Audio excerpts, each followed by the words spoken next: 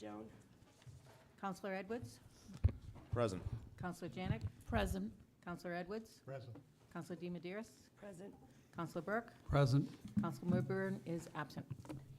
I'd like to entertain a motion to bring public comments up. I have reasoning for that. So moved. Do I have a second? All those in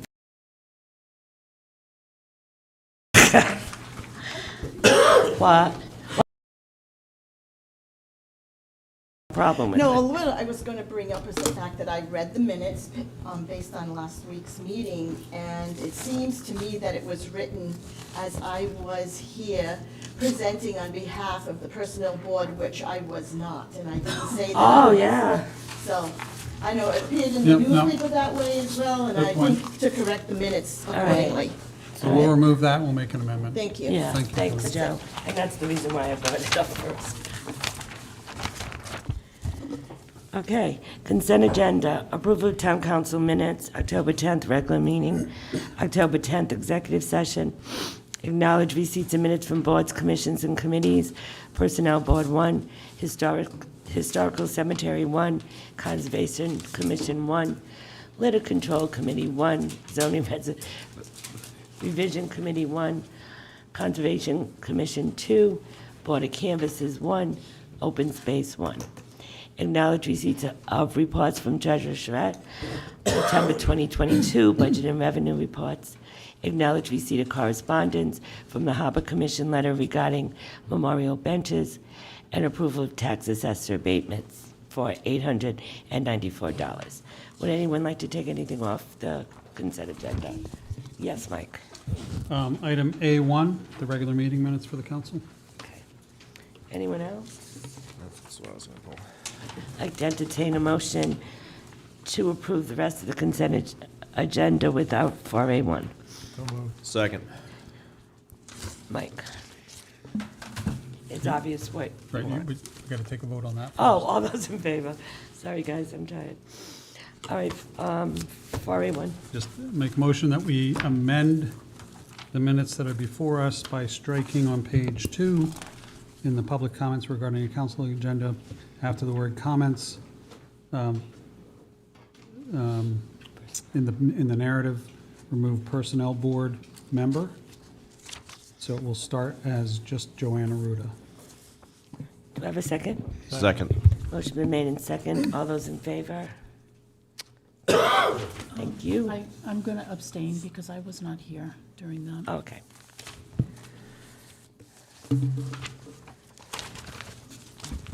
Madam President, motion to approve the minutes as amended. Motion to approve the minutes as amended. Do I have a second? All those in favor? Abstain. Public hearings, advertised discussion and possible vote.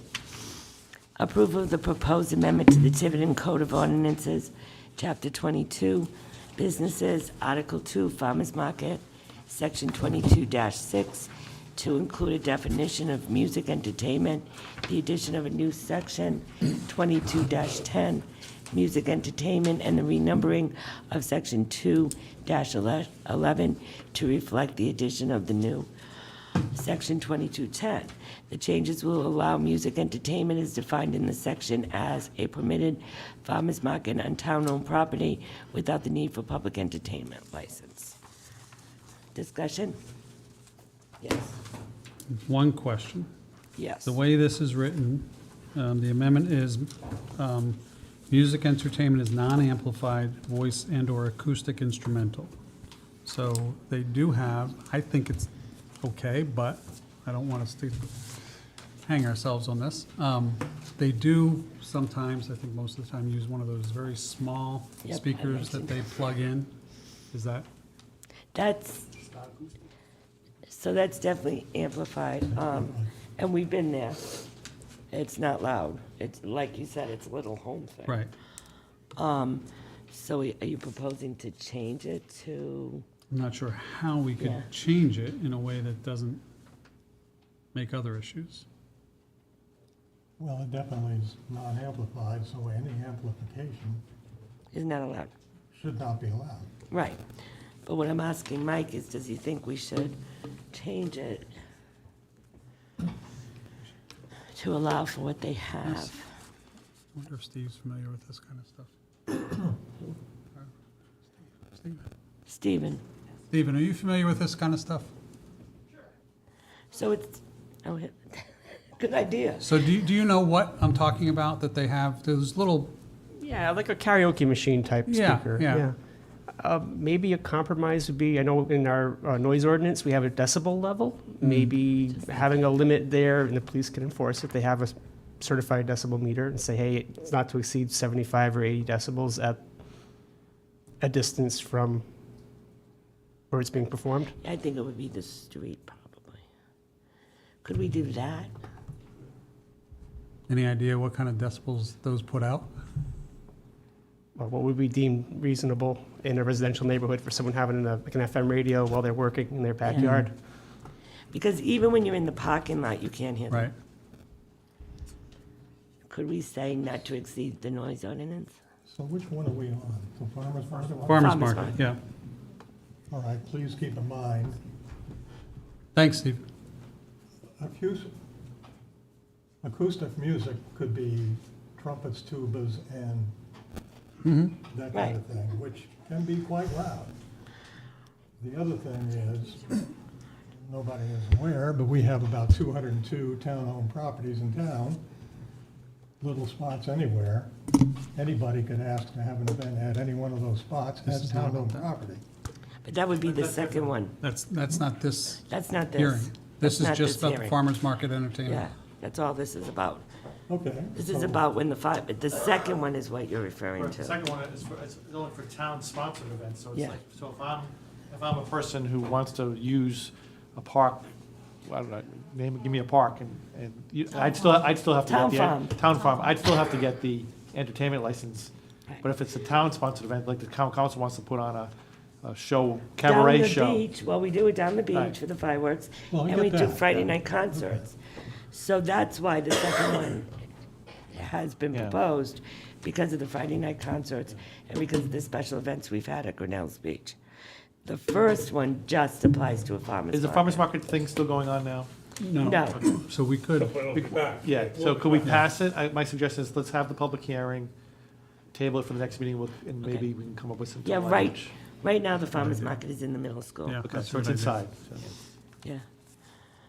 All right, I'm gonna open the, oh, go ahead, Jay, you want? No, Okay. so I'm just lost. So are we on, We're doing this one, 6A. oh, we're still on 6A? Yeah. Okay. So, All right,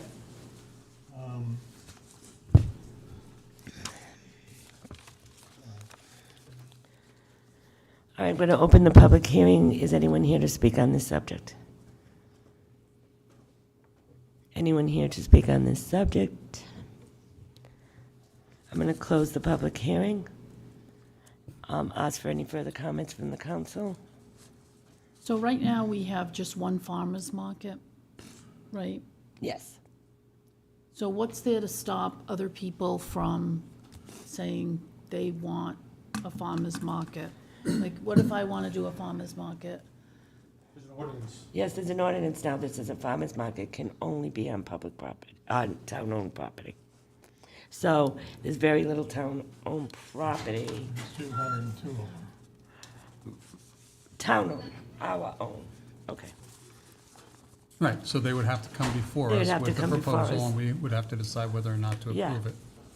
Yeah. Yeah, right now there's one, and it's been the only one for many, many years. But then, yes, we'd have to consider it, but if they want to put it on a 2-by-2 property, then without any parking, we say no. Would we be better off saying that they will only be at Town Farm? Know what this is about?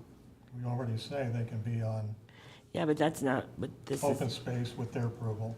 but that's not what this is about, right, Mike? This is just about the music piece, so we'd have to revisit The ordinance? for the ordinance. for the Yeah, farmer's that's what market? we'd have to do. So it says, sorry, the current ordinance says farmer's market shall be permitted in accordance with the provisions of the zoning ordinance, except when the farmer's market is located at a municipal or school department facility or property with the permission of the town council. So you'd have to Yes. comply with zoning. unless it's on town property. Yes. So, There is one other one.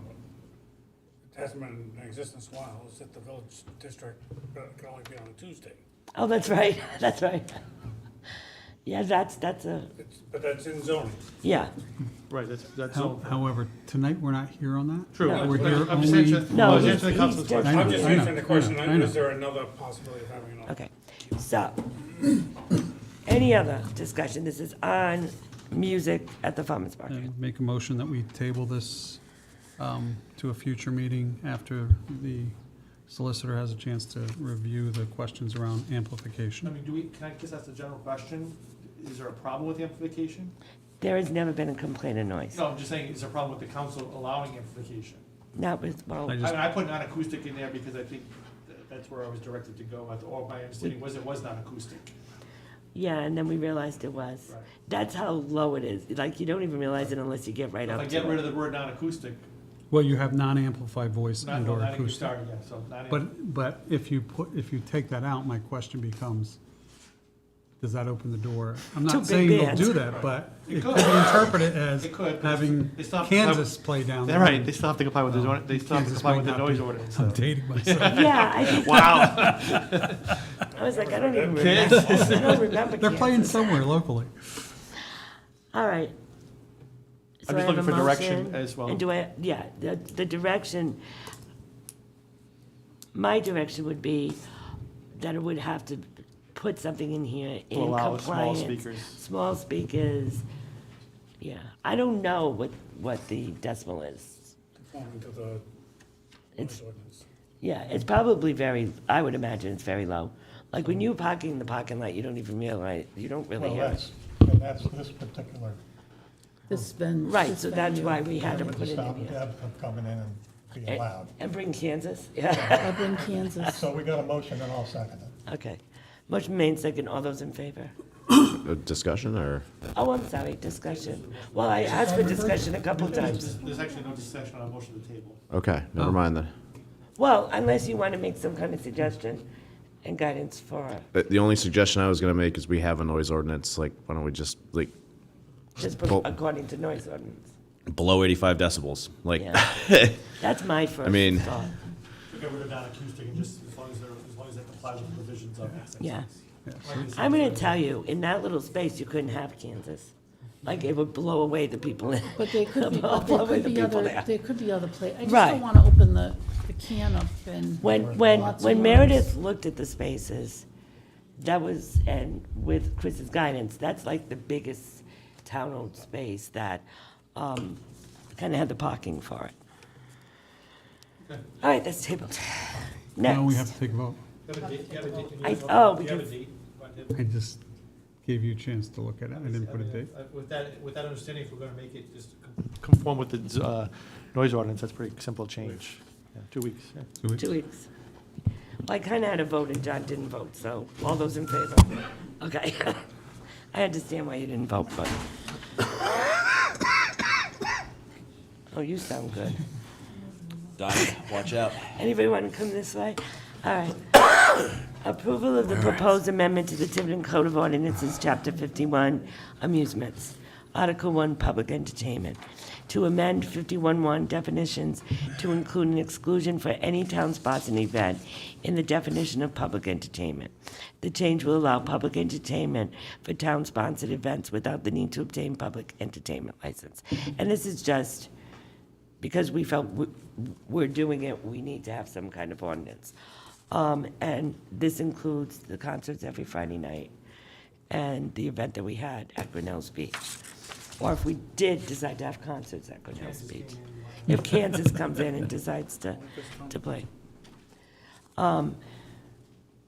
Any comments? Dee, do you want to comment on this one? Okay. Well, while you're looking, Oh, okay. The only issue I have is when we get down to section 2210. Music entertainment shall be allowed at a permitted farmer's market held at town-owned properties without the need to obtain a public entertainment license. wait a minute, Is wait a that minute. the wrong one You're again? at the wrong one again. What are we doing? We're doing 6B. Oh, All right, it's okay. I thought we did all this. All right, I'm going to open the public, Yeah, that's where I'm at. No, We just tabled 26A. farmer's That's one market ordinance. is 6A. All right. Don't mind me. Okay, you want to talk about 6B? All right, I'm going to open the public hearing. Anyone in the public like to speak upon, on this subject? This is really just cleanup language. Yeah, So, it's Anyone- clear that town-sponsored events do not have to get. any- yes. Anyone else? Okay. I'm closing the public hearing. Any comments from the council? We've got Pink there, so do you want to say something? He's highlighted. oh, I thought you meant Pink was here. Okay, so this With would Kansas. allow on town-owned on town-owned property. So is this only going to apply to town-sponsored events? Yes.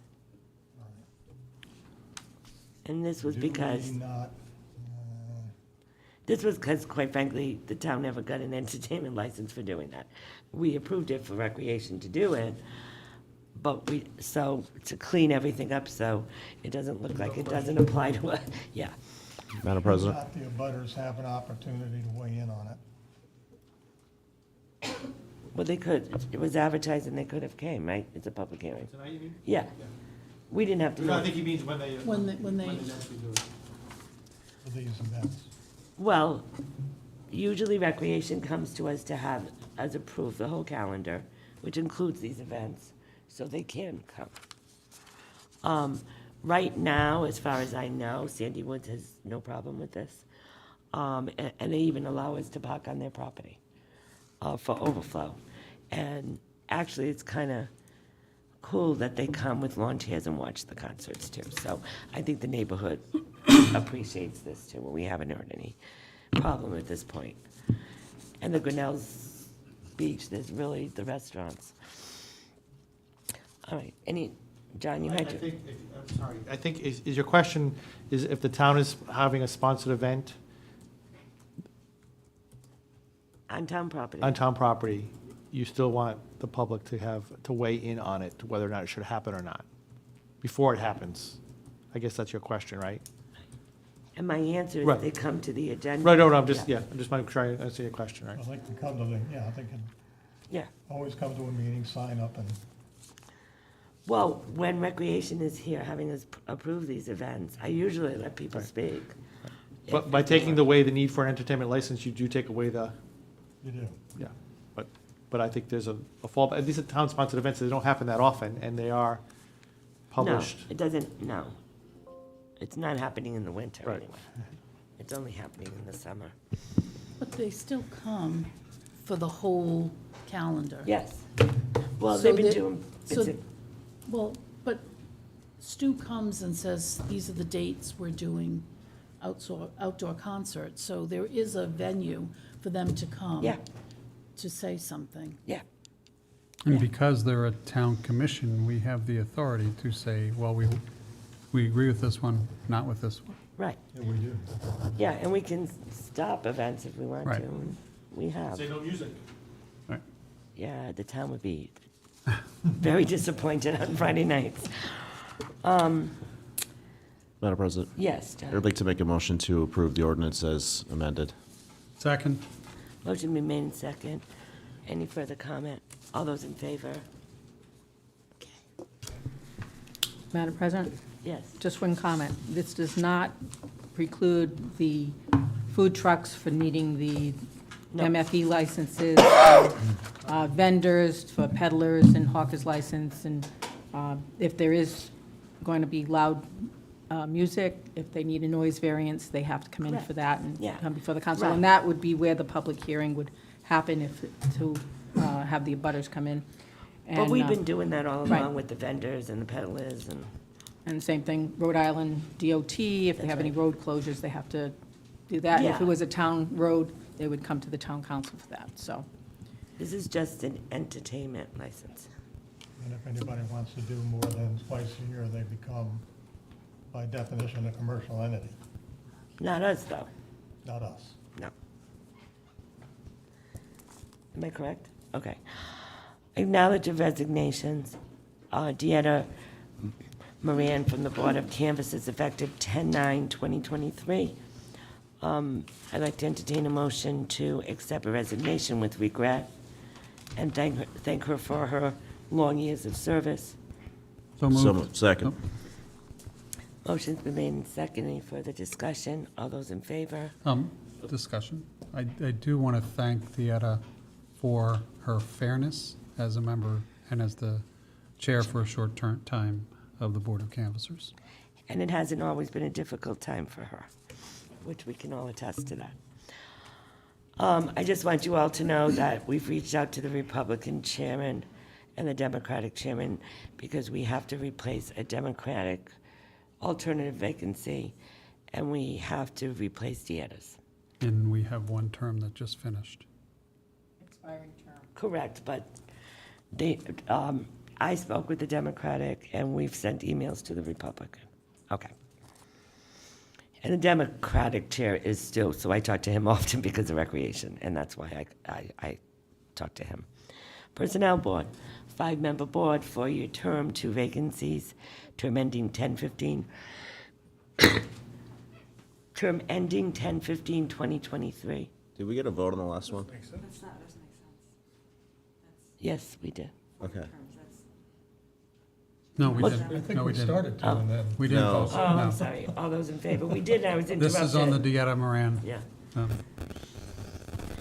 Um, So 2023 is her expiration, term ending. So it So, should be 2027. okay. 6 years, 6-year terms. 6 year? Yeah, the Board of Canvassers, I'm sorry. No. I was thinking of Board of Canvassers. No, it's Never 4. mind. 4-year terms. We weren't really going to appoint, it was expired already. Joanna Ruda, she is here, 20 Dion Avenue, request appointment. Joanne, you want to come up for a few minutes?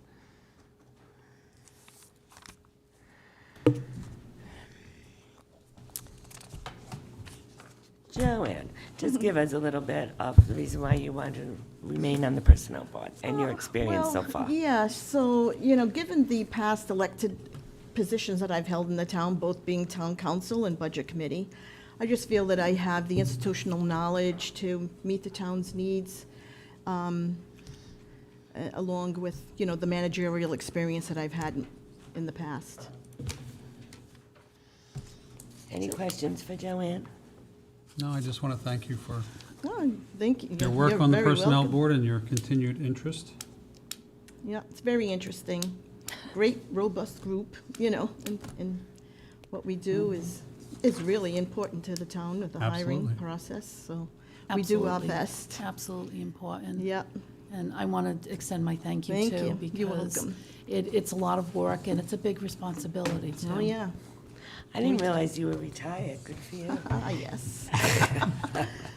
And you're laughing. No more commutes for me. We worked together at St. Anne's for multiple Once upon a years. time. I used to drive to Boston every day. Yep, Yes, and commute on the Brigham train. and women, so Did it, that's, yeah, did it all, but did all of it. Planes, trains, the only thing I didn't do was well, I did planes, no, I didn't do planes. no, you- You have a private plane? Yeah, it's right to I could Logan. have, I would have stopped and working if that was the case.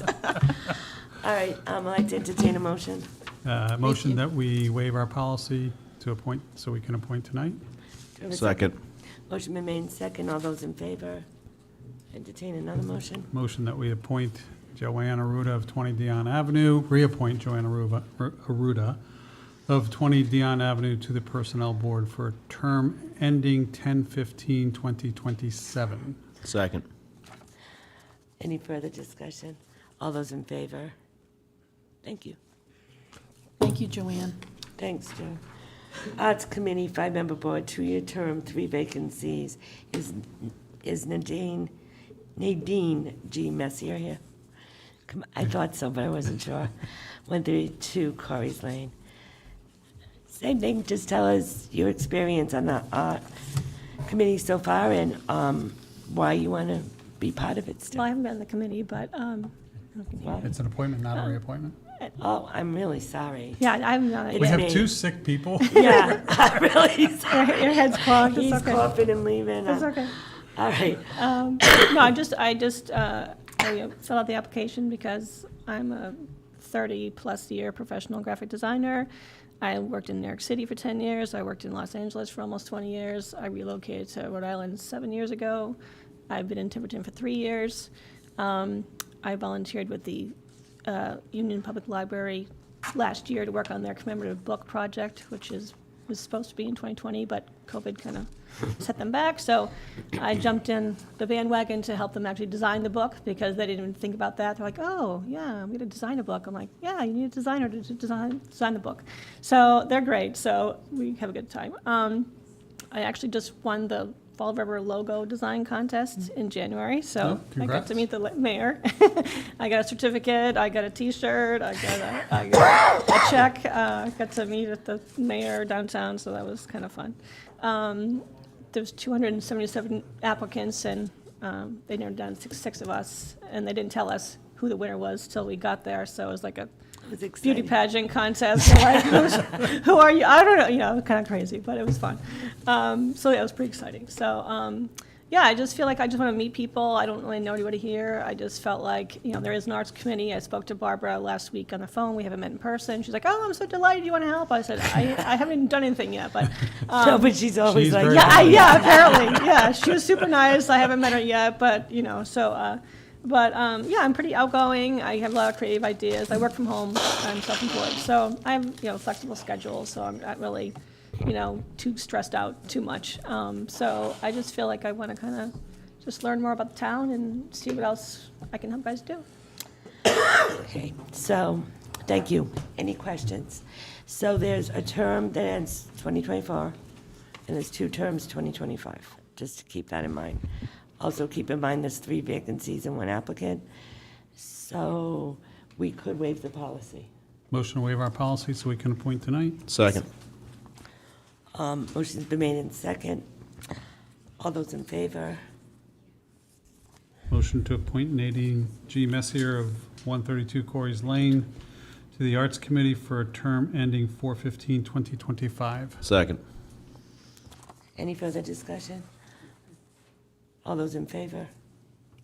And then may I ask Yes. Counselor Edwards a question? Is there anything you want to be here for that is, I can tell you're not feeling very well really- at all. you're So really if there's something you want to flushed. be here for that we can move up?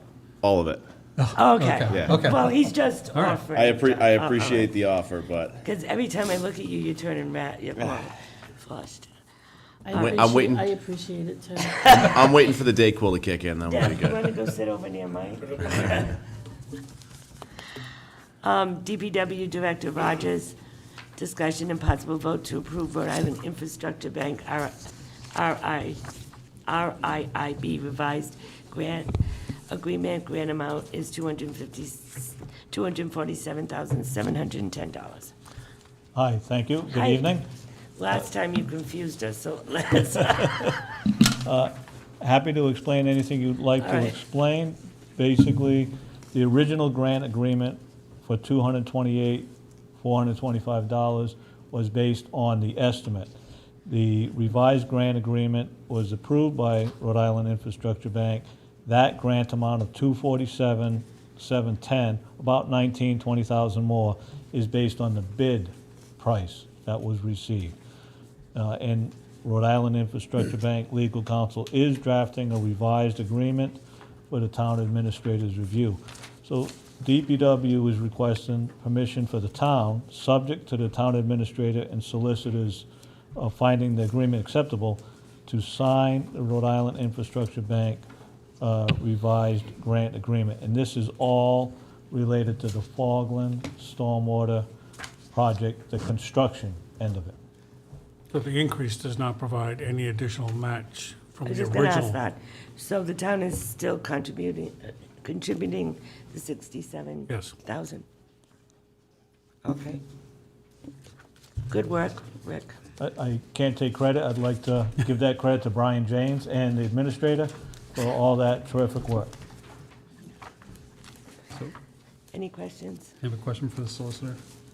What form do you need the motion in to capture what Rick just said about? To approve the revised grant and give the town administrator the authority to sign it. Make a motion that we approve the revised Rhode Island Infrastructure Bank grant agreement to an amount to total $247,710 and authorize the town administrator to sign and execute the agreement. Second. Motion's been made in second. Any further discussion from the council? All those in favor? Thank you. Rick, don't go anywhere. Okay.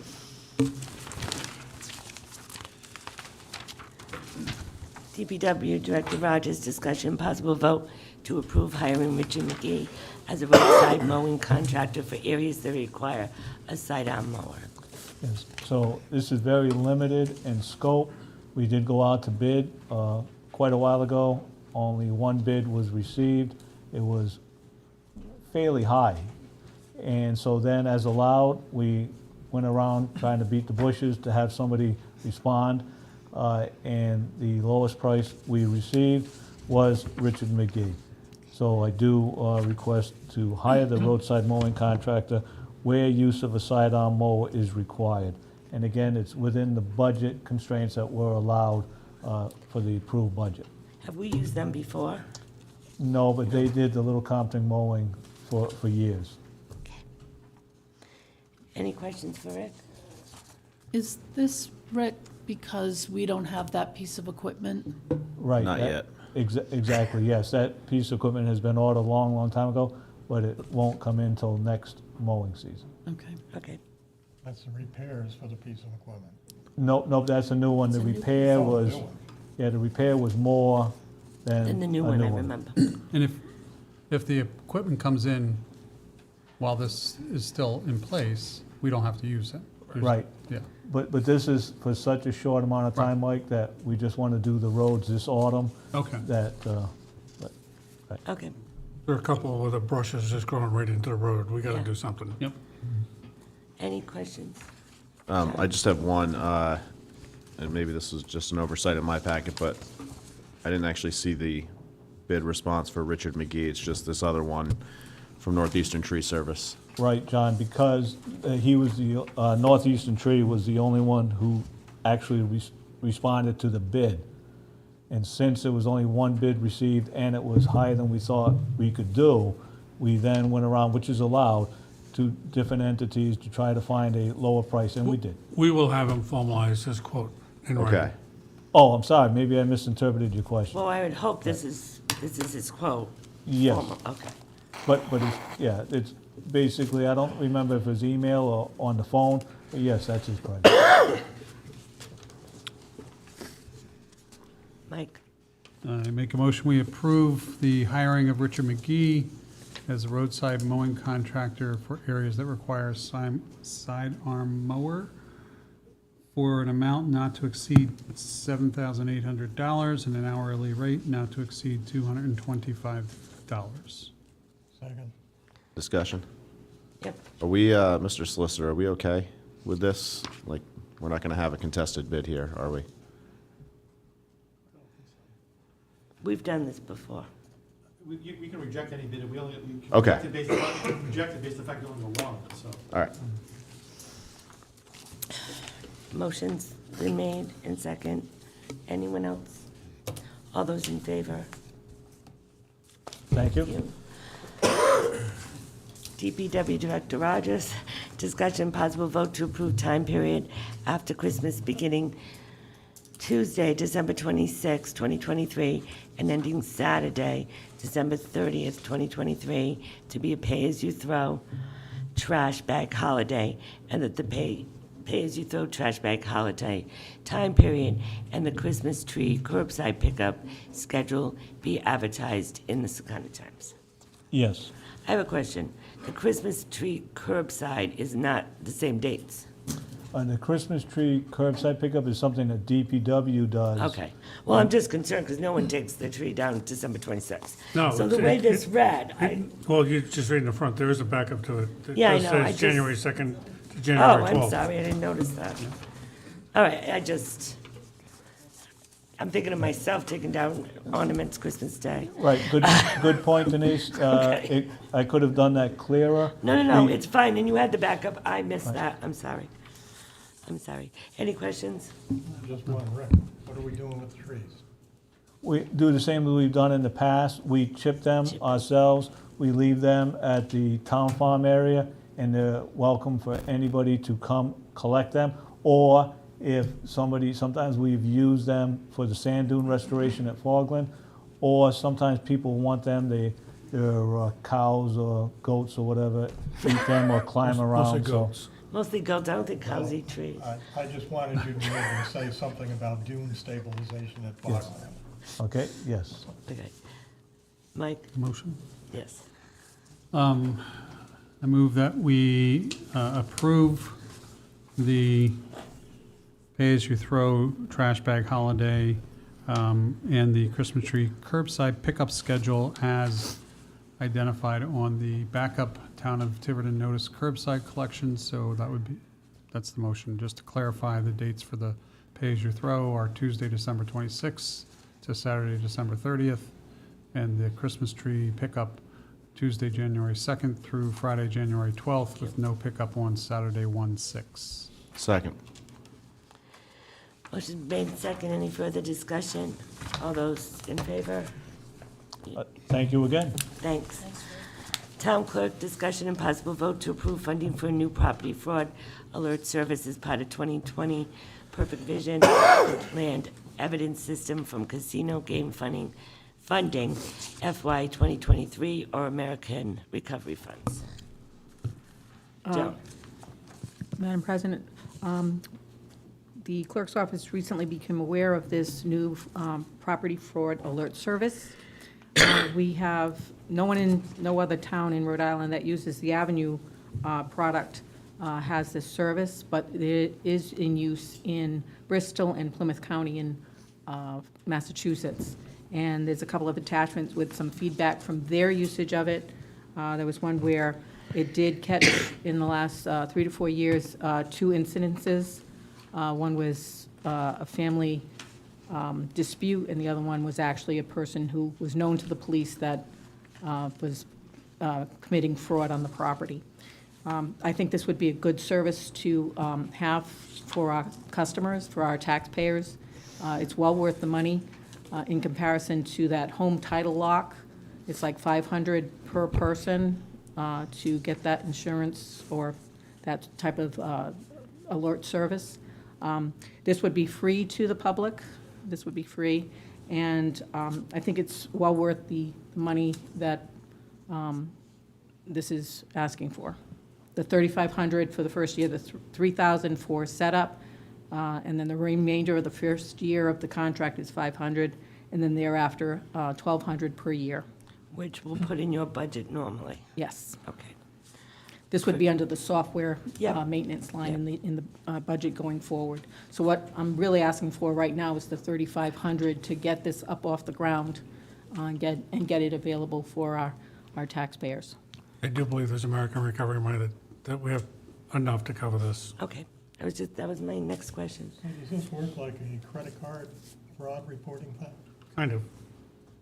The way it works is there's a sign-up in the land evidence system, which is Avenue. They put in name combinations, the first, last name, first, middle initial, last name, first name, middle name, spelled out, and then the last name. And then they request to be notified if there's any recordings done in Tiverton with those names. Now, if it was a common name like John Smith, they may get notified more often.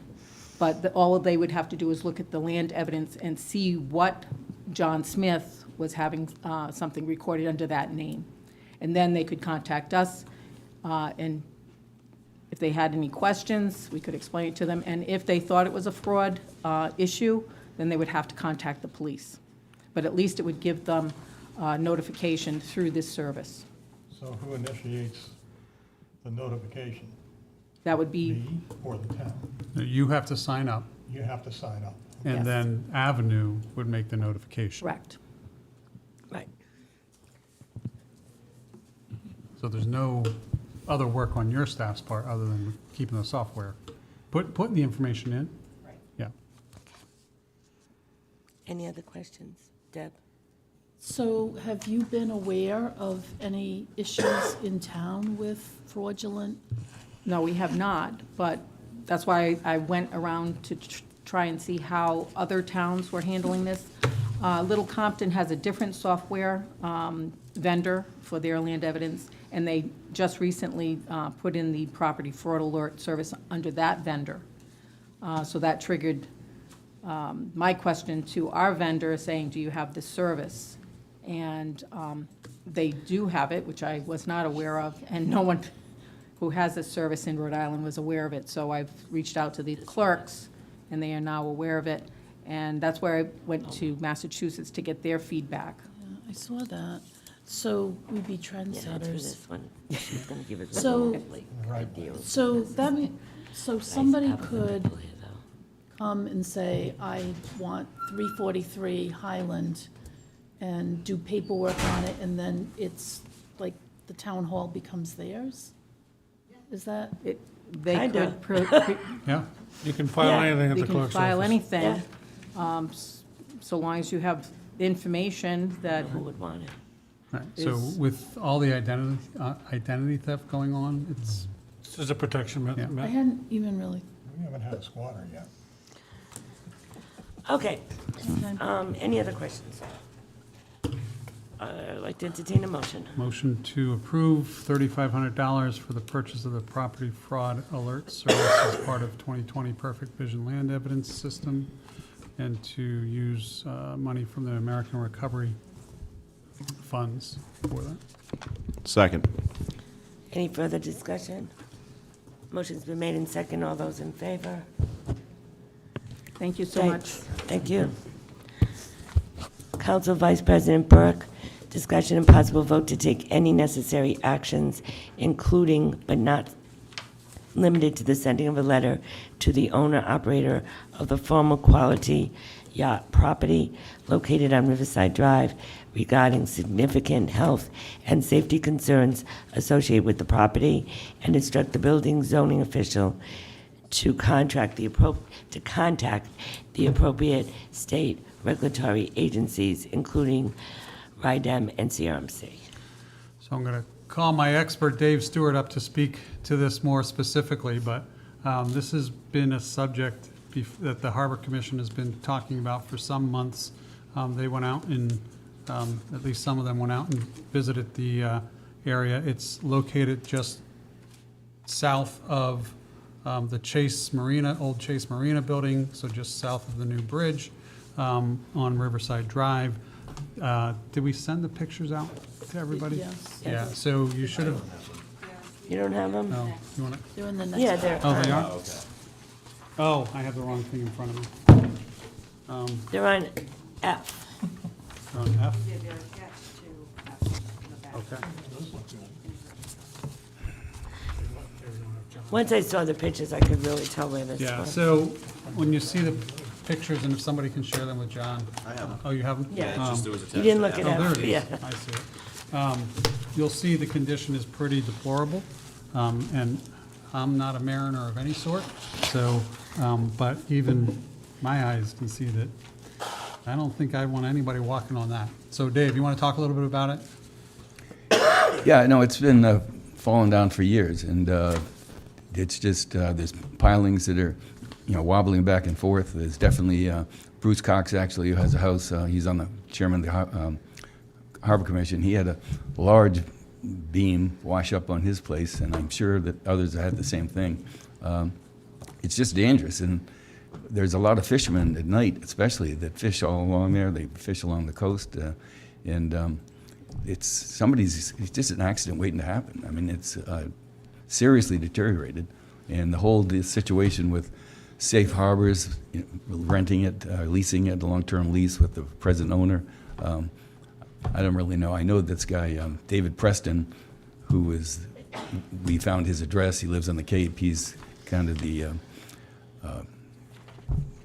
operating, what is it, Riverside LLC, Riverside, whatever. Riverside but, Drive Realty. He also works for Safe Harbor, so, I mean, they're tied in together. And I think, I spoke to the building inspector, and he's certainly very aware of it, and has some people that he would like to contact about it. And, I mean, it's getting worse. It's not going to get better. And I think the harbor master said that he's picked up debris too. yeah, I mean, it's hard to say that that's exactly where Right, it came from. But but- if you just go down there and watch it, it's literally falling apart in front of you. And it's not only a hazard to boats going by, but fishermen out there. These guys. I mean, when we used to run our little kayak shop down on Riverside Drive at the Chase building, there was people were fishing there. I mean, Chris knows they were fishing there all day and night. I don't know where they came from, but none of them had life jackets on. They were, it's dangerous. Did this letter go out to David Preston on October 16th, or you haven't sent it yet? I think it's waiting for your approval. Well, it mentions here that we are asking to have this matter placed on the October 23rd. Yeah, it looks like Bruce may have sent it to Mr. Preston already, but I think there's still a desire for us to look at what actions we can take, or have the administrator or the building inspector take. So, I was actually, Yeah, he's here. Yeah, John's here. John? I noticed this about a month or so ago, and I did contact John about it to see what we could do with CRMC, Save the Bay, DEM, because quite frankly, I don't know if we have any jurisdiction because it's not land. Right. But I'll let John, let you know where, he has contacted a number of different people, so. Oh, yeah. Good, how are you? Good evening. So I have made, reached out to some different individuals and agencies. CRMC, pretty much, for lack of a better term, shrugged their shoulders. They're interested when they're going to build something, not when you're going to destroy something or the condition of that. At the direction of the administration, we can also pursue these other entities that have been mentioned in that letter, okay, such as, my concern is this. As a municipality, Town of Tiverton, my office has no jurisdiction over anything that goes across salt water. All right, that's the State Building Commissioner's office. I dispatched a correspondence to James Cambio, the building commissioner. We've been back and forth. He said his office will take it up. They'll pursue it. Because Okay. technically, we don't have a leg to stand on, and I want to spin my wheels in double efforts if it's not going to go anywhere. I want to point out one thing, that the individual that this is listed under, Riverside Drive Realty, okay, is an out-of-state individual, okay?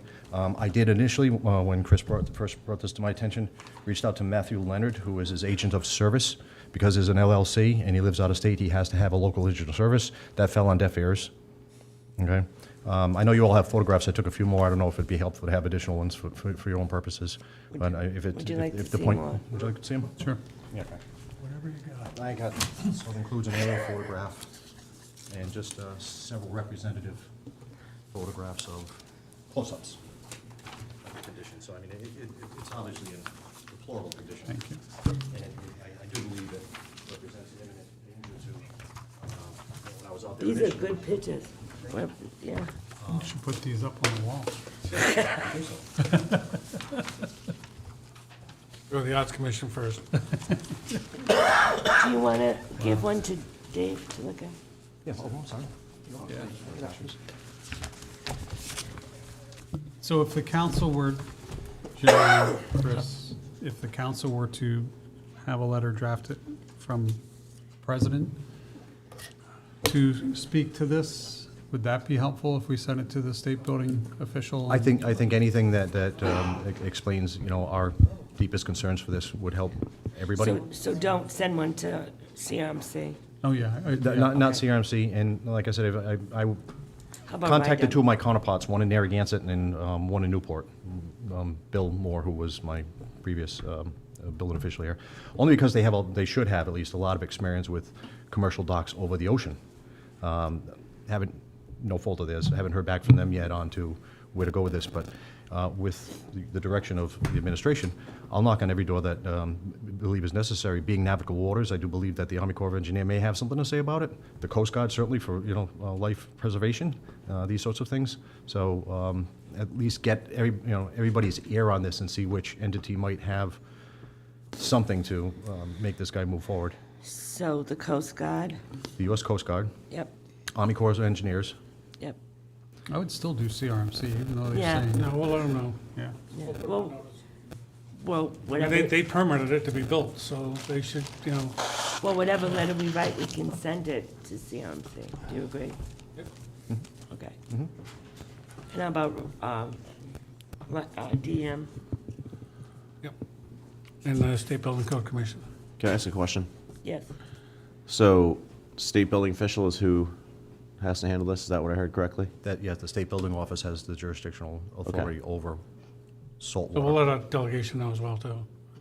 So if the state building official, they have the authority, Yes. you've already made them aware, they're going to take this up. I'm just curious as to why we're sending a bunch of letters to a bunch of other agencies. Before somebody gets hurt, we want to take every action that we can. Just so, I think, so we can say we notified all the people we needed to know, to And it- realize that this was unsafe. And some of those agencies may be willing to also contact the state building official and say, look, you got to do something. Can I ask a follow-up question? Why don't we just reach out to our state representatives and ask them to move this along for us? We will. We have? Excuse me, I down Come on up, Dave. Come on up to the microphone, Okay. please. sorry, How long ago? within the last month. Okay.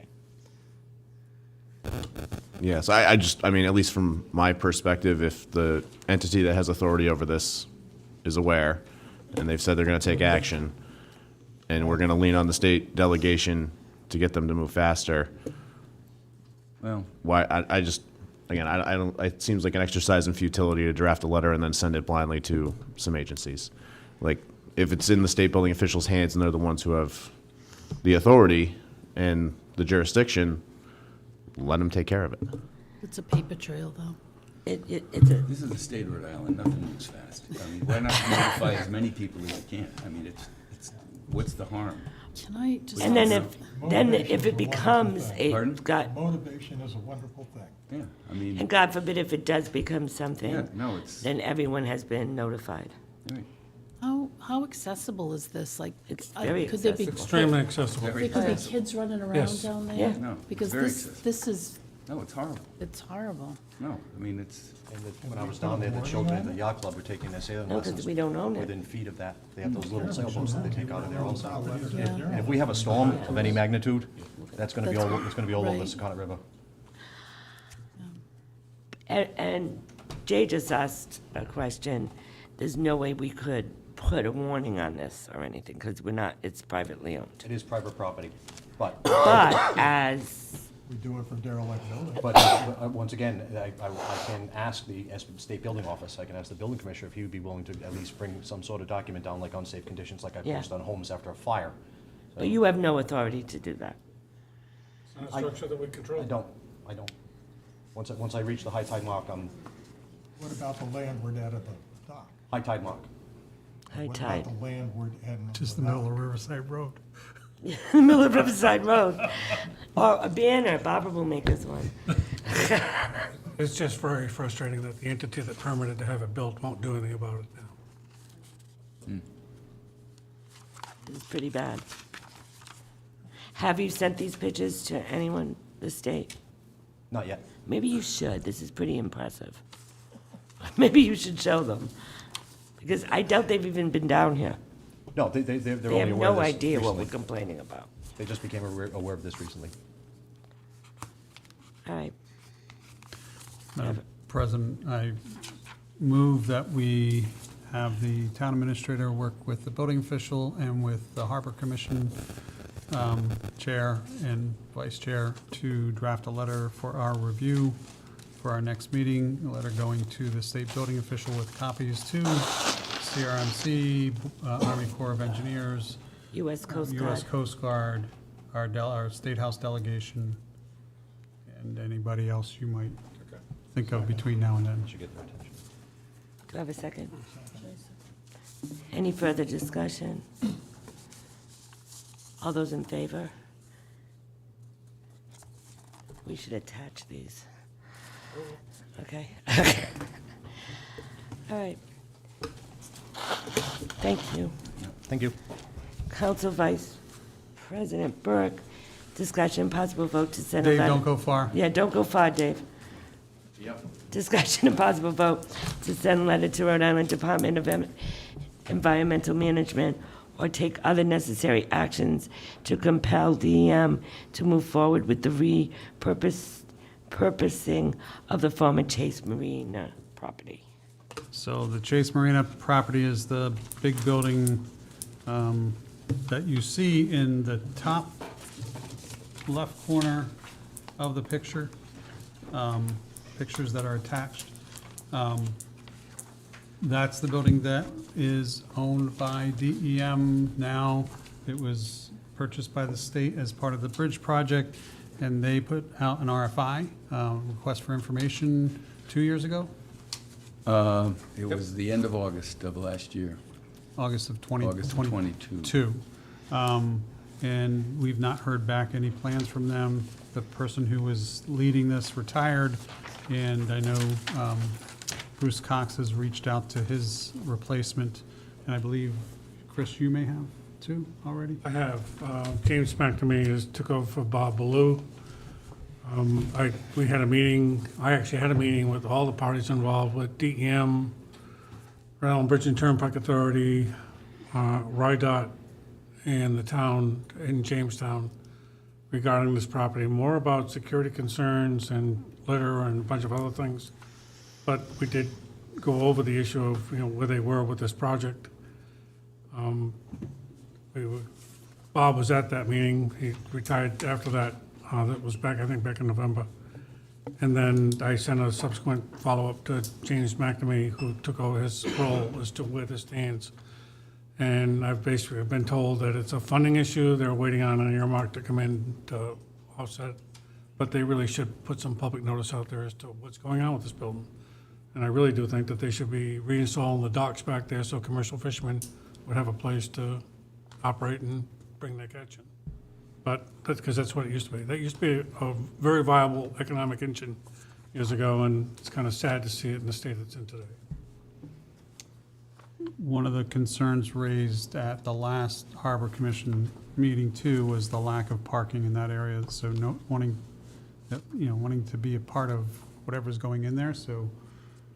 I agree. I do know that their initial assessment was they were thinking about putting a restaurant where Dave's old business was. And I asked them very politely, and I think Dave and a few others did as well, is have you ever been down here on a Friday, Saturday, and Sunday in July, August?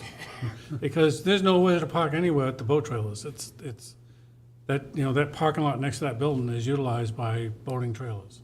And the parking lot across the street. There is no place it'd be worse than Evelyn's, which is, I'm not, and I don't mean to criticize Evelyn's, but parking is a real issue.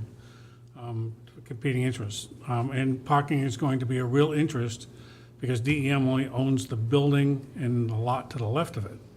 So everything to the right of it is Bridge and Turnpike Authority, and surrounding area is owned by RIDEM. And none of them seem to want to get their act together to come up with a cooperative agreement who's actually going to manage this property to whoever they lease it out to. It's going to be this for years to come until they get their act together.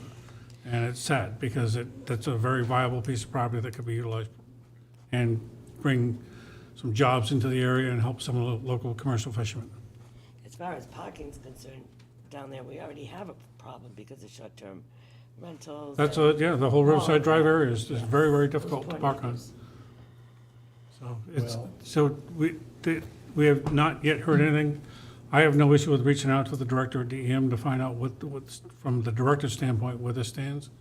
And that does need to be some communication back to the community as to where this is going. It's just been stale. That property's been dormant since before they built the bridge. I don't remember it ever being, I used to keep my boat there a while ago. a long time ago. I was also used to work off that other dock that's falling apart now, 25 years ago. You're showing your age. I know, I am getting old. I have very little faith in the state's ability to viably develop and run that thing. I would much rather see a commercial entity get in there and do it, because if that was the case, they'd probably be doing something now. Well, they took all these solicitations as to what they were going to do, and they've never said what they were going to push out. Well, they also said when they had that meeting that there was $1.3 million, or they'd already been designated for, I have a copy of all the history. What- $1.3 million? And the $1.3 million had been set aside for it. They were applying for grants for up to between $4 and $5 million. I mean, they had this whole dog and pony show that, went on and on and on, sounded terrific. And now there's a guy that was, came before us, Harbor Commission a while ago. He wanted to do an oyster, a Quidnick Island oyster. He was thinking of doing something on Main Road at 1761. He and withdrew that, because I don't he think that's for withdrew sale it, anymore. but he'd be a perfect guy to go down there. Yep. He's a It would be. viable wholesaler. And, you tie that in, and, when we had the business, when you had your boat there, I had the business, there was Rhode Island Clam across the street. I mean, these are two thriving I businesses. remember that. And it was a Okay. clam, and there was a clam shop behind this business Yeah, that I that was mean, no, it was thriving. Bayside Clam behind us. Across the street was Island Clam. Smitty's, Rhode Island Clam. And there were trucks in there all the time. And they dealt with it. And they were coming and going. And, eventually, if you could figure out the parking, there could be a farm-to-table type of a restaurant there. But parking is an issue. But I've been told that there's some land that's going to be available that's kind of up under the bridge someplace. And I don't know. I just think that it's an asset to the town. And it's a shame. It's just sitting. So what do we suggest? So do you need a letter from us? I or will do you definitely want- draft a letter and send it. I will keep the Harbor Commission apprised of what what transpires. They know that I've been working on it as well, but I'll definitely keep them apprised of any communications back and forth. Could our state rep also be Yeah. helpful in this? I'll draft something, I'll get a copy, and, we can come back. Let me know. What'd I'd you be happy think? to. Just to add to this discussion, I know this property in particular, governor wants something done with it. Obviously, these entities want something done with it. The legislature's involved. And this has been a great discussion, but it's not our jurisdiction. What are we talking about? Well, it's Like- a viable piece of But property. it's not our property. I mean, unless we want to make an offer to buy the building and try and do something with it, I'm lost as to what we're discussing. During this presentation, this guy who left, he was saying that it was a great thing, again, the article's all here, and that this would be the fantastic operation, because it's one of the first buildings that they'd actually own. There are other buildings they rent, the one in Newport and the one down in Galilee. This would give them a presence on the east side of the bay, which they need. There's office space up there that they could utilize, there's commercial business, and then there's Well, it's our marina. waterfront It's too, so waterfront. we want it's, to. It's a big deal for the town. I don't disagree. I guess just the point is it's out of our hands. We have no jurisdiction. Well, if you just leave it like that, it's gonna always stay that way. There's Right now, nothing we can do nothing's about it. We Well, can no, we advocate give for our something conscience get done. about I mean, that's Give part of the us some council's payment in lieu role. of taxes, because there's tax money that should come out of this thing. That whole thing has been stymied. It's a sad statement that the town is allowing this to just be dormant. It was dormant to build a bridge, not to be dormant for somebody to figure out what to do with it. I It really included, should be back economically viable for fishermen in this area. They have to go to Bristol or somewhere else. They can't use this area. There's nowhere for commercial fishermen to utilize to bring their catch in, or to keep their boats. Does not mean we wash our hands of it. I don't think it would hurt in any way to do this, and it may help. So we need to be Sin that we it's need to not being be. used. It can't hurt, and we need to be proactive. And Exactly. that could be a beautiful little spot there if they fix it everything used up. to be, when Frank Chase owned it, the place was a show place. It was great. We had how many boats down there? 20? 17? 17 boats. 17. They had a commercial. Frank had his own boat there. Chris was running the oyster, the clam place right behind there. We had a, 7-day-a-week, year-round kayak sales and sports equipment. It was a busy place. Now it just sits there. So we'll draft something and get it on the, Motion. Great. Motion to We direct need a motion. the town administrator to draft a letter for us to review regarding Chase Marina, To send to DEM. DM, and State our rep. delegation, state delegation. State delegation. Do I have a second? Second. Any further discussion? All those in favor? He can't go anywhere with this either, right? Oh, no. Council Vice President Burk, update on preparing Gadsby Lane for parking for Dinghy Dock users. So I'm going to put Chris and/or Rick on the spot for where we're at with that. The parking for the boat trailers for Gadsby Lane. Gadsby Lane is in back of the red dory for All right, those. it's a grassy area that we need to make, We own that. we do. Yes, it's my understanding that it was used for parking this season. I have been in contact, obviously, with the Harbor Commission.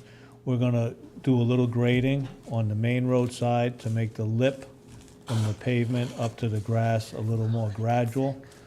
We also can either put up posts or signs with letters or numbers for the different parking spots, so they're assigned. And again, we have talked with the owner right to the north, but we'll reach out formally and just send them a letter saying that's what we're doing. So we'll have spots there. There's no plans at this time to do any gravel because it's used mostly, obviously, in the summer season. And it would keep it, at least to most people, more aesthetically pleasing to have it like that. So 2 questions. Do you have, A, and I'm going to ask them both, do you have a time frame? And B, if you don't gravel it and we have a summer like we did with all this rain, is it going to create a lot of ruts? And that would kind of be ugly too. Yeah, good points, Mike. My approach, but I take my direction from the administrator, is, and he takes it from written comments from all of you, but I think it's better to see if a problem develops, and if it does, then we would strip the loam and we would place gravel, and we have ready access to gravel. And time frame for your first question is we'll have that pitch done before the season, and the same with the post. And again, we'll work with the Harbor Commission to see what they want. My thought is probably post or something, because they're the easiest to landscape. In other words, weed whack and mow. And because right now we don't mow it, but that may change because the neighbors, or that neighbor mows it. So we do want to make it more easy either for him or for us, that he does it or we do it. Is that good? I'm just going to ask, hey, Dave, do you have any questions on that? Any further questions? Okay. All right, thanks. Thank you. I have one quick Thanks, question. Rick. Oh, Yes. Is this like a paper road or something? Because if we look up Gadsby Lane, there is one, but it's off of Wampanoag. There's, if I may say, there's, and I would have to look each time, but, well, at least till I memorize it. There's a Gadsby Avenue, as you mentioned, John, and there's a Gadsby Lane. Yeah. And again, I don't remember which one's which. So that must be Lane or Avenue, because Gadsby Lane is, Okay, so I got the, Okay. I got the, just in case anybody lives on Gadsby Lane. I don't want to think we're going to park dinghy docks there. Yeah, we're going to park all your cars there and grow grass. But Okay. as you mentioned, John, it's a paper road. Okay. For the most part, but actually that paved stretch on the west side is mostly used for parking, but that's a part of the laneway. Okay. Thank you, Rick. Council Vice President Burk, discussion possible vote to authorize the expenditure of funds by the Tiverton Recreation and Beach Commission or Council Contingency to purchase an outdoor menorah for use as a holiday display. so I thought Stu was going to be here, but he's not, but that's okay. I was bringing this before us on behalf of the Recreation Commission. Last year, as you know, well, for years now, we have been doing Christmas tree lighting out here, Christmas events, and last year we added to the holiday events a menorah lighting, with the menorah being donated, which also, because of the age and the like of the menorah, it shorted out things in Town Town Hall. So this request is that we authorize the expenditure of funds, and I believe, Yeah. Is there a number? Because Yeah, I looked and there wasn't one. thought that I had sent that. Hang on. It wasn't in the packet, but there was a No, I number thought that you had. I just have to find. We asked Stu him. had looked at it last year, so,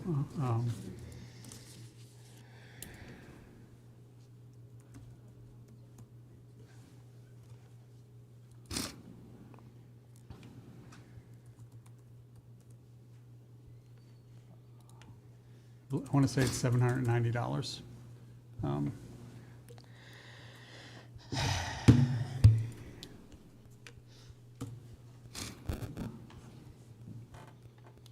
How much did you say? 790. Yeah, I remember it was around 800 when Stu talked about it at some Right. point. I have to look way back. And this is also a light up? Yeah, Mike? yeah, it's very similar to the one we had, which was about 6 feet tall. And it was electric, plugged in. This obviously would not have the shortages that the other one will have. I guess the person who stored it before, when you went to pick it up, or staff went to pick it up, it was in the snow. Ice chips in it. While you're looking that up, any discussion from the council? Jay, did you, yeah. Well, I have no problem with a menorah in front of the town hall. I do have an issue with using recreation money, which is tax money, to purchase it. Can I ask you a question, Jay? Do you have a problem with tax money being used for the current holiday, what's called the holiday programming, which is the Christmas tree programming? The Supreme Court has, on several instances, said that Christmas trees are no longer considered a religious or secular item. Have you So talked to the any, menorahs have you were- talked to any non-Christian person have you talked to any non-Christian person with that perspective? Because I will tell you, they Well, will I assume there's tell you that, non-Christians on the Supreme Court, but I'm not going to get into a philosophical debate about it. I'm just going to say there is laws there have been interpretations of the law that have said that menorahs are religious, secular items, and I don't think that we should be using tax money to purchase them, any of them. Okay, wait a minute. Mike, do you want to weigh in on this? oh, me? Oh, Mike Marcel. Mike Marcello, because, Mike's trying to keep his head down over there. no, No. he's okay. So, I did look a little research on this, and all this, the First Amendment, the First Amendment and religious establishment clauses, it's been shifting a little bit, but all the cases that I have found, including when it comes from Pawtucket, Lynch, it's really not the purchase of the equipment or the display that's the issue. It's the display. It's how you display it. And if it clearly just has a religious purposes, it becomes an issue. But there's nothing and I did a quick research for like an hour before I came here today because I thought this might become an issue. There's nothing that says the city or town can't buy it. The Lynch case is actually from Pawtucket where they actually had a crash.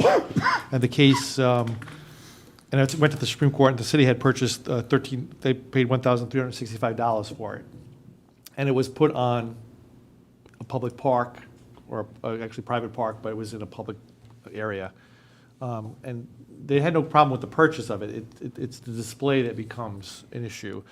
So, If it's all by itself, then it's a problem. But if it becomes a holiday display, it's not a correct. problem. As long as it's it's inclusive there- and broad, includes so if Santa it's- Clauses and Okay, so if candy anyone has any canes and reindeers that light up. those kind of things. Well, it also includes the tree. And the tree Right, is right there. but the tree. Festivus pole, need one of those. But the tree and the menorah, I would think that the tree and the menorah, again, this is, Yep. the tree and menorah in itself could be considered an issue, because you're promoting, So Two that we don't religious- light the tree huh? No, I'm just saying by itself. no, by itself. by itself. But together, you think it might be an issue, even though the tree has been determined. Yeah, I'm not sure about that. Okay. You know, Well, that- the general movement has been, yes, as long as it's a holiday, Okay, so if we- celebrating not only the religious aspect of it, but the retail Okay. aspect of it and those So kind if of we issues. put something else out there with the I- tree and the I think to protect yourself from a lawsuit, that it'd probably be beneficial to have Okay. other things out there as well. Okay, So, But it's, Do you have the actual something? purchase of using taxpayers' money, I haven't found any cases, and again, I only did this for an hour and a half.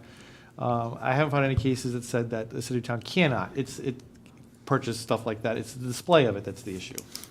And the Lynch case is clearly, they make a point that the city of Pawtucket paid $1,365, and it was not the and purchase they of couldn't it. put it up. It was where they put it and how they displayed it was an issue. So why do you buy it if you don't put it up? Well, they thought they could, I think. Yeah, they bought it first. Yeah. John? So, given that there may be potential, issues with the display, which we can address down the line, from my perspective, if that's going to wind up, I would hate to see us expend taxpayer funds to purchase something that we may get stuck not even being able to actually put up. So, in anticipation of some of this discussion, from a donation perspective, I reached out to some people, and I think rather than expend the dollars from the taxpayers, we could certainly raise the dollars once we know what the dollars amount are. For instance, my father, the state rep, has already offered to come in here and pick up $500 of it. So, if the delta's only another $300, I'm sure we can come up with that across the rest of the delegation, for instance. So does that mean we would have to raise money similar for any other events related to different holidays? Because that's hypocritical. It's hypocritical to say that we won't expend this money for this while we consistently, and I'm not arguing that we shouldn't, have spent money on other holiday events. So I think the simple solution is we get the menorah, we get the Christmas tree, and we get a couple of other things. that Festivus pole. What? Festivus pole. Festivus pole? Well, I'm thinking some citizen might have some decorations that they're not using. I'm gonna go up in my attic, quite frankly. And I think I have obnoxious ones. I don't want obnoxious, but No, but we maybe. could have like Kwanzaa or, And the Recreation Commission has discussed those. Well, I'm types of thinking a things. reindeer, that kind of stuff. But as long as we decorate it holiday-like, we will be fine.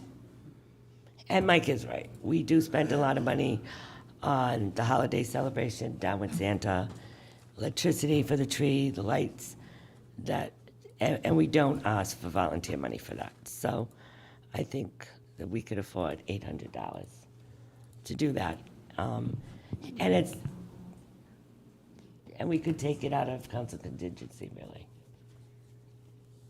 Yeah, I can't find his original, but. Well, most of the stuff I saw on it said you'd be out of trouble if you, like Mike said and like you just said, if you had whatever these were and then added Rudolph and Frosty the Snowman and the Grinch, you'd be okay.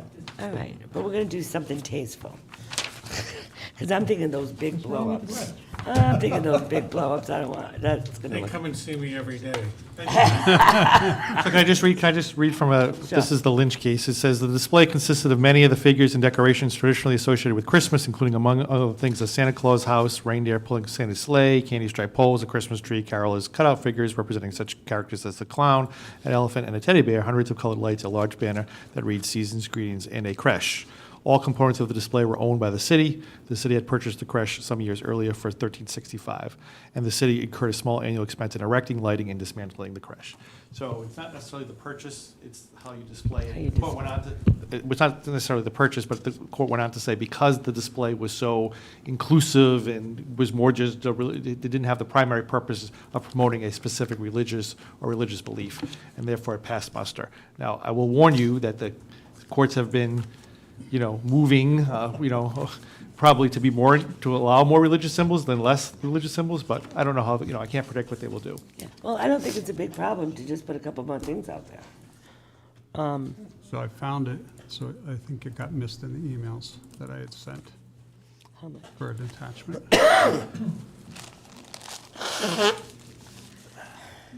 Oh, shoot, no, that's not it.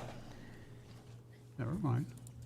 Do you want to put we approve it for no more than a certain price, if we think I'd it's say around no, that. not to exceed 800, I think that's fine. And if it ends up being more, then we can deal with that. What? Or if someone makes a donation. Yeah, if someone makes a donation. I have a question as it relates to council contingency, because I seem to remember us putting like 90 grand in there because we were anticipating some contract resolutions. Is that wise from the administrator's perspective for us to dip into council contingency, or? It's only 800. Because we kind of play that number pretty close. Well, actually, we wanted, it was suggested we put less, and I'm the one that says that it's not, in my history, it's not only been used for contract negotiations, but for things like this that we didn't budget. So the 90,000 was a higher number than what we thought, right, Chris? No, Or- it's- Okay, all right. I'm not gonna commit that.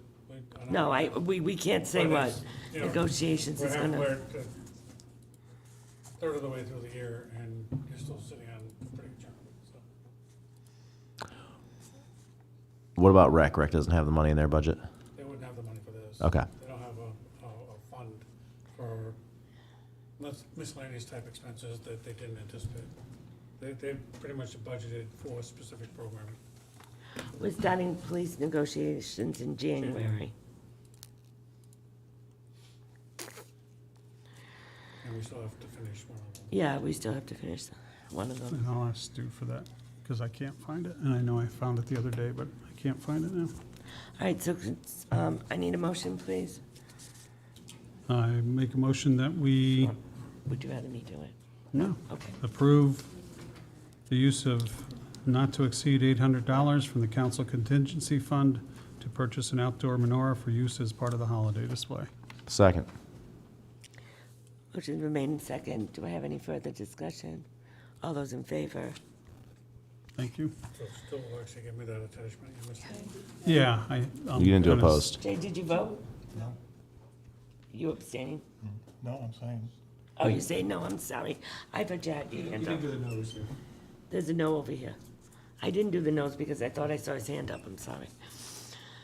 Update and reschedule public hearings on proposed amendments to the zoning, the Tiverton zoning code and subdivision regulations to comply with the mandatory changes in state law. If you remember, we did set a date for that. Ashley is not able to attend, so we, during the agenda meeting, came up with November 30th, 2023. And in case we have to overlap, December 4th, 2023. Ashley is here. Yeah, yeah, I know. And Ashley's gonna give us a little, overview of what we will be, what we'll be dealing with. You can come up, Ash.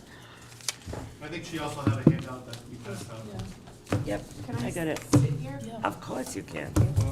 You sure you No, want you to? Do you can't. know how to, as my mother would say?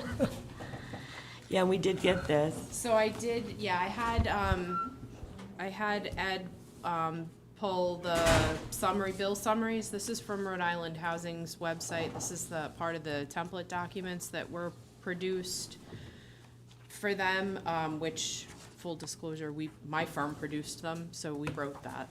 So if you have questions, I can answer any of your questions.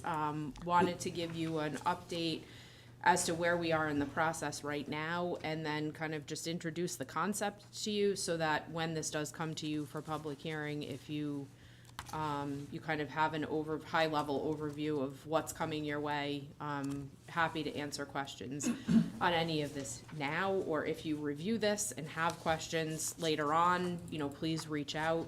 I could always put it on another agenda in case they want to ask the questions before we do the hearing. Yeah, Madam President, I would suggest that, we Yeah, just no, we got this just got it, yeah. tonight, so Yeah. I wouldn't be able to speak intelligently on any of the work you put together. So now the planning board has been doing The a lot planning of board work. has been working on this. They have gone through the draft ordinance, zoning ordinance changes and subdivision regulation changes in pretty specific detail. We've walked through each draft. A lot of this, I will say, is not really up for conversation. This is state enabling legislation that has changed that we have to reflect in local zoning ordinance and subdivision regulations. So a good part of this is not really not optional. Where there were choices to be made, those choices were put to the planning board as policy decisions, and they responded and we drafted accordingly. So there are a couple of places where there has been some back and forth discussion about who does what and how it gets done.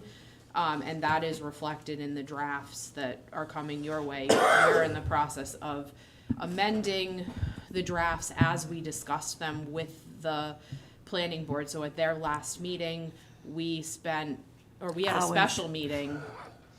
We were there a long time. 5.5 hours going through page by page, draft by draft.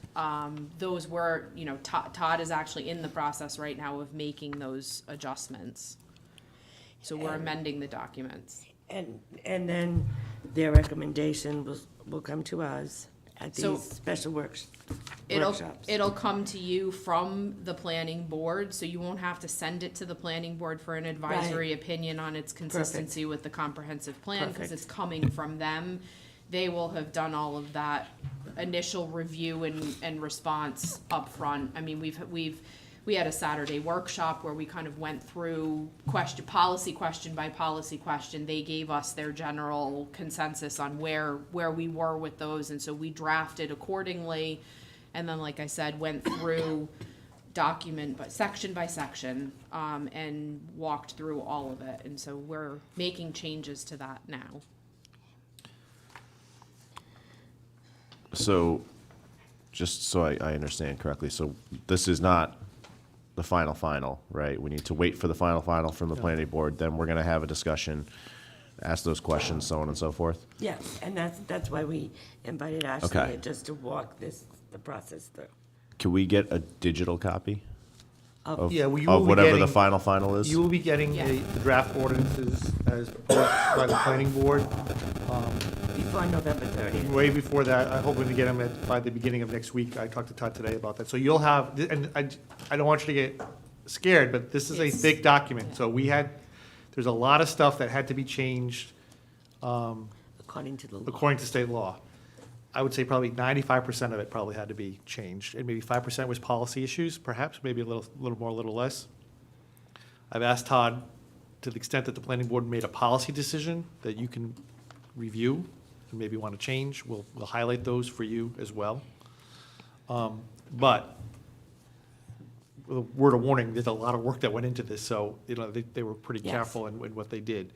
But you still have, absolutely, you're the only people who can change the zoning ordinances, and so you have the absolute right. But a lot of it is predetermined. But it's going to be thick, and it's going to be complicated, and it's going to be some concepts that are probably new to the town council. I know that Deb and Jay have been going to the meetings, but it's a lot of work, and the hope is that you'll understand it, to have the public hearing, and then the problem is we have to get it done by January 1st. So we had to backdate it from the public. You have to advertise that zoning ordinance 3 weeks before its adoption. You have to have a public hearing, you have to have 3 weeks of advertisement before the hearing on the public hearing. We're gonna have the public hearing, I think, in December, right? And then hopefully we'll adopt it by the last week of December on January 1st. Which is gonna be, it's gonna be difficult, but we have no choice. This is why we wanted to front load the advertising. Joan. Say it again, that's why we're trying to front load the advertising. But we can't, we can't advertise until we actually have something in the clerk's office. Right. So that people can come look at. So that's what we're working on now, so So it that'll would be happen. best if we did get through it in one meeting, but that's why we reserved the second Correct. meeting. We have a backup date in case. I mean, this Right, is. but then when we were thinking about it, did we think about the advertisement when we discussed this? Yeah. Okay, I couldn't remember that. We're doing this backwards from how it's typically done. I mean, Yes, of typically course you it is. have to write an ordinance, you write the ordinance. When you're finished with the ordinance, then you do your advertising. We Yeah. have to go backwards Yeah. from the drop dead date of getting you a public hearing in December with enough time to also have a second date if you carry over or if there's an issue. So we have two dates scheduled for a public hearing. We We do? have the first date, yeah. November and then the first week of December, yeah. Yeah. Oh, yeah, right. No, for the no, public, that's not the public hearing. No, right, no, you're right, December, we have one, That's what I'm concerned about, We had an original date of November 20th. so that we could, and we backed For the that. public hearing. So that's right. with November 20th, Right. I believe in the meeting that you had, it was pushed off to November 30th. And then December 4th. And December the 4th. second and fourth as being the second date. Okay, So we're gonna that's- advertise Thursday, both. Thursday and a Monday. We're gonna advertise both dates for public hearing. If it's not, the second one is not needed, we can just cancel it. And then, I'm confused. yep, that, let me ask, so that, Okay, that'll we're be, gonna have a public hearing before we actually, no, you're gonna get it. but We before, have- but before we discuss it, We're gonna have to- usually, we're we're doing gonna this have to. backwards. Yes. So. We have no choice. Right, we have no choice. So what I'm saying is usually we get it, we look at it, we decide if we want to change anything before the public hearing. But we're not going to do that this time. We're going to change it as the public hearing goes along. Correct.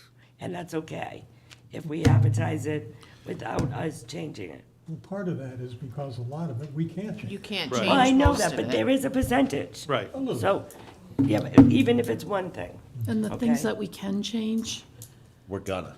well, the planning board spent a lot of time. Well, I do. And but Todd and this Ashley is just spent- different from you guys. Right, they spent a lot of time. Okay.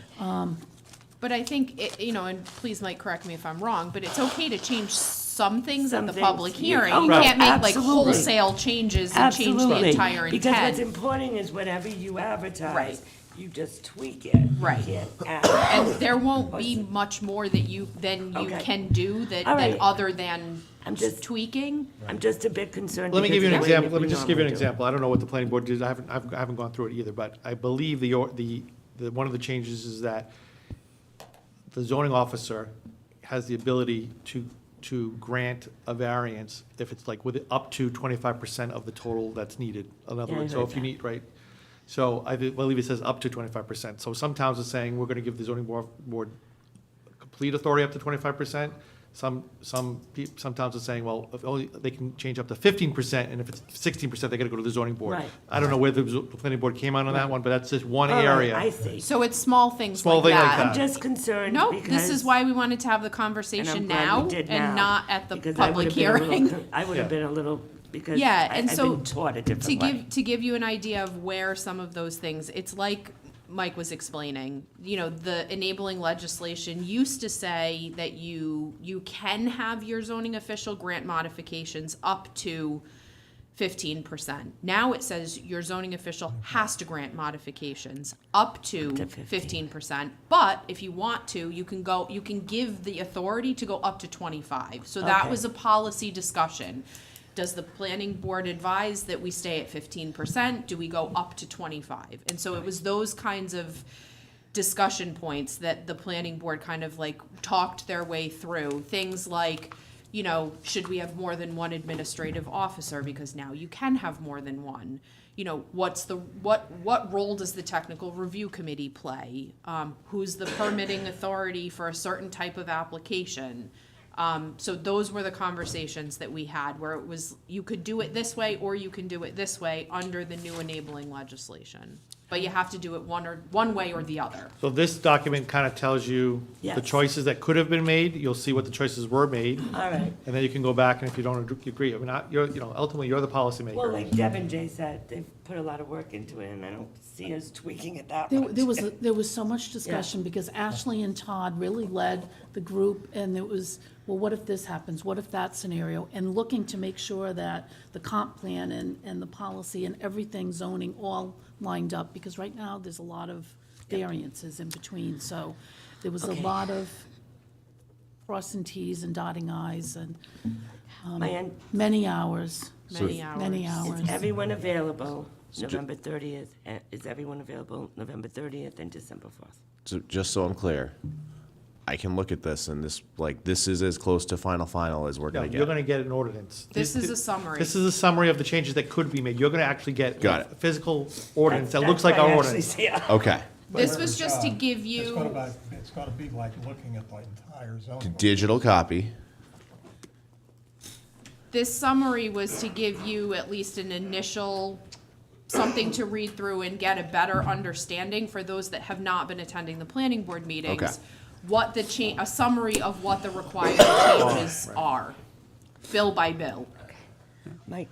And just to give an example of that for the public, and I'm cherry picking, I know, but on the second page, around dimensional modifications, the state law now says that standards for granting a modification were amended to remove the requirement that the modification be in harmony with the purposes and intent of the comprehensive plan and zoning ordinance. So that piece is out of our hands. Can't do anything about that, they took it away. And then one other example, I'm not gonna go deep into So this. our ordinances now reflect that change of the standard that Right. the zoning board must apply. So that's, you got no Yeah. choice on that. Okay. I have So it. it in the- incorporated all the gibbons. Correct.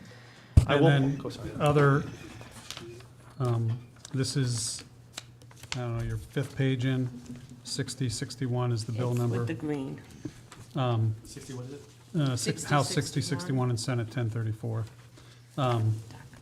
The first bullet under summary of key changes, it eliminates the zoning board as the planning board of appeal with respect to all development approvals. It's retained only for non-permitting decisions of the administrative officer, and appeals from the planning board decisions will now go directly to the Superior Court. So, Like, the perfect example of that is the Colbert decision, Right. right? So the planning board denied master plan approval. The zoning board flipped it, and that, the Now the it's- butters are, now it's in Superior Court. So it had to go to the planning, to the zoning, to Superior Court. They cut the zoning board out, now you go directly to the Superior Court. So that's a change that must be made. Okay, So it's things like that, but there are other. that's all. Well, just wanted I to bring will- to- that's good. I will, when you read through this, you are probably going to read things that will concern you, because some of these changes are pretty substantial, and they're not in favor of the local municipality. Yep. Right. Okay.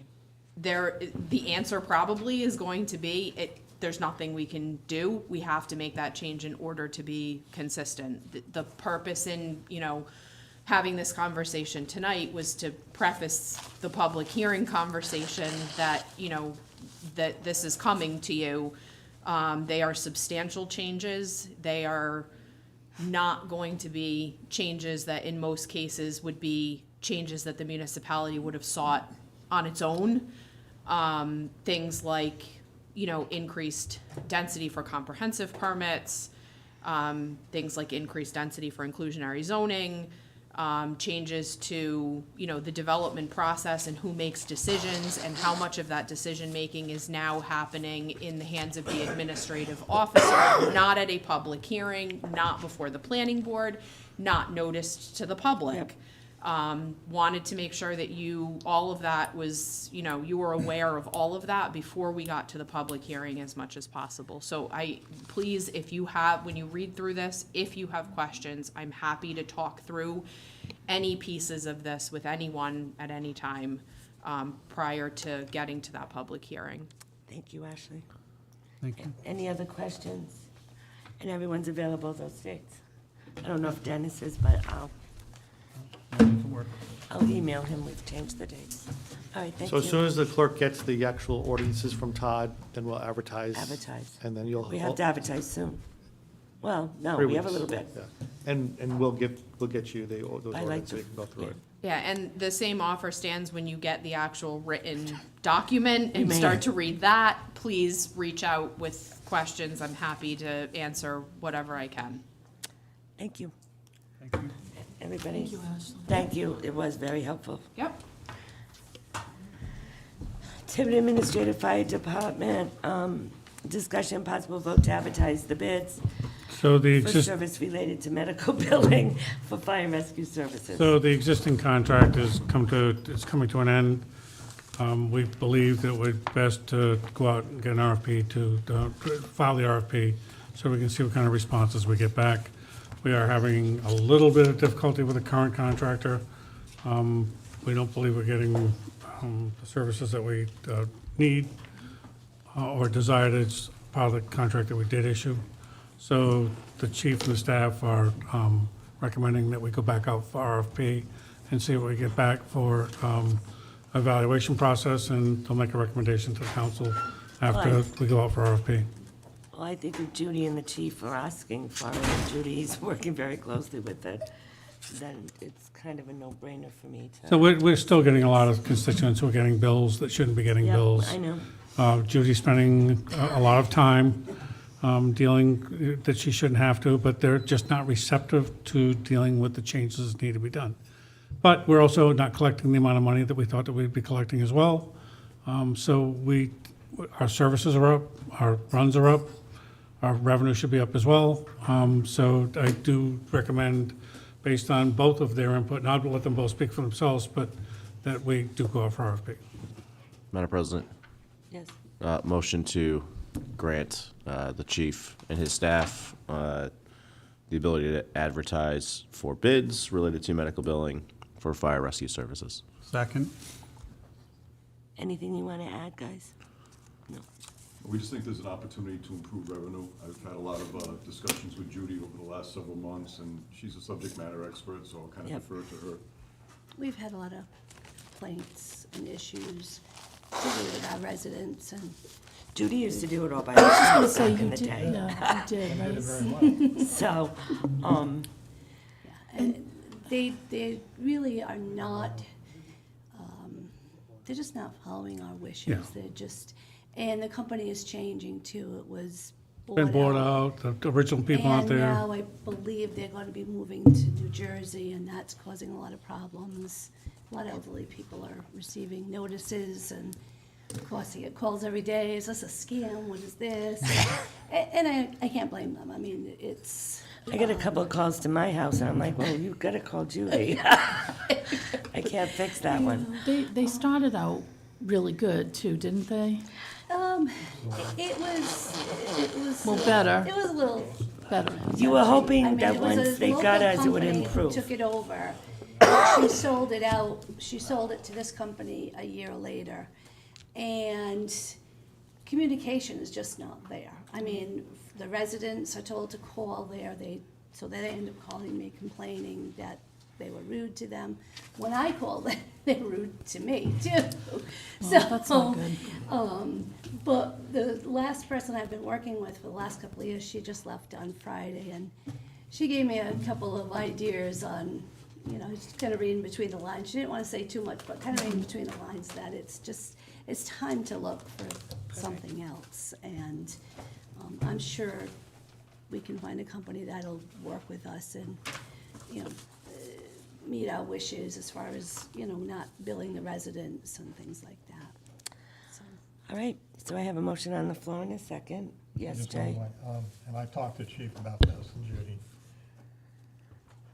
We have, let's say, an informal policy where we only bill town residents what their insurance will pay, and then we leave them alone after that. It is not memorialized in this RFP. I would like it to be. Why does it have to be? So every insurance company is billed. Where the residents are not billed is for their co-payments, or if they don't have insurance, things Yeah. like that. So that's been something that we've followed since Right, but do we beginning in need it in the 1996.